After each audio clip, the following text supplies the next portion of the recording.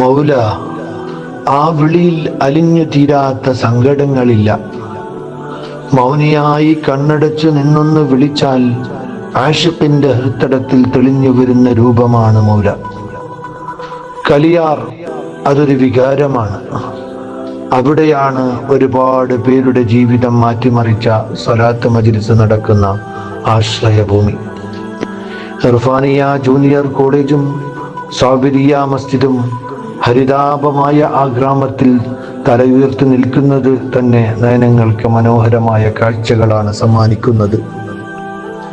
ജീവിതത്തിൽ ആരുടെയോ ദുർവാശിയാൽ ഏൽക്കേണ്ടി വന്ന പരാധീനപ്പെടലിന് ശാശ്വത പരിഹാരമേകാൻ മുത്തുമൗലാത്തങ്ങൾ നമുക്കേകിയ സാന്ത്വനഗേഹം. 2026 ജൂൺ 25 വ്യാഴാഴ്ചയുടെ സായാഹ്നത്തിന് അവിടെ ഒരു പ്രകാശത്തിളക്കമുണ്ട്. അത് മുത്തുമൗലയോരും അവിടുത്തെ സാഹിബോരും ബായാറ് കളിയാറിൻ്റെ മണ്ണിൽ നവ്യാനുഭൂതിയുടെ ഹിമഗണം ചാർത്തി ആഗമനം നടത്തുകയാണ്.